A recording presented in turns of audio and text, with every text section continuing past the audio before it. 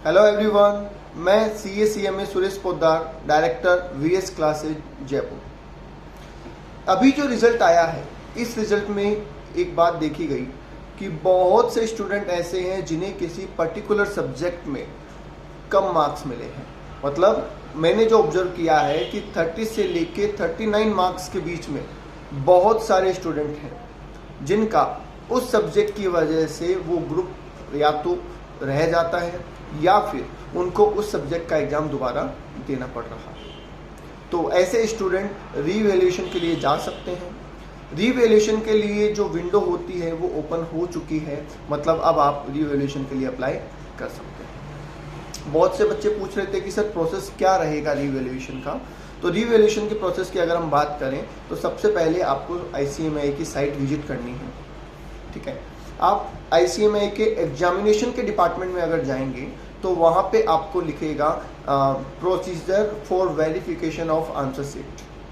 Procedure for verification of answer sheet के नाम से एक ऑप्शन आपको वहाँ पे मिलेगा।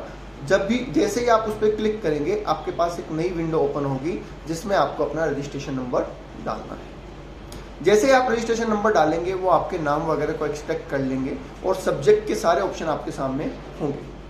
आप वहाँ पे सिलेक्ट कर सकते हैं कि आपको कौन से सब्जेक्ट के लिए वेरिफिकेशन लगाना है। वेरिफिकेशन की जो कॉस्ट होगी बेटा वो 250 रुपीज़ पर सब्जेक्ट है। तो जिन भी सब्जेक्ट का आप वेरिफिकेशन करवाना चाहते हैं उनको आपको रेंडमली आपको वहाँ से सेलेक्ट कर लेना है। अपना जो भी सब्जेक्ट है उसका नाम ढूंढिए और वहाँ से उसका सिलेक्शन कर लीजिए। नीचे एक ऑप्शन आ रहा होगा पे का, जिसमें आपको वेरिफिकेशन की जो फीस है उसका पेमेंट करना है, जो कि आप debit card, credit card, net banking, wallets, कई मोड हैं, उनमें से किसी भी मोड से आप उसका पेमेंट कर सकते हैं। ठीक है, ऐसा करते ही आपकी वेरिफिकेशन की जो एप्लीकेशन है वो सबमिट हो जाएगी और थोड़े टाइम में ही उसका रिजल्ट भी आ जाएगा। ठीक है, बहुत से लोगों का ये कंसर्न है कि सर क्या मार्क्स बढ़ने के चांसेज हैं। देखिए, अगर आपको उम्मीद है कि मेरे बहुत ज़्यादा अच्छे मार्क्स आने चाहिए थे पर बहुत कम आए हैं तो मे भी वहाँ पे नंबर आपके बढ़ जाए।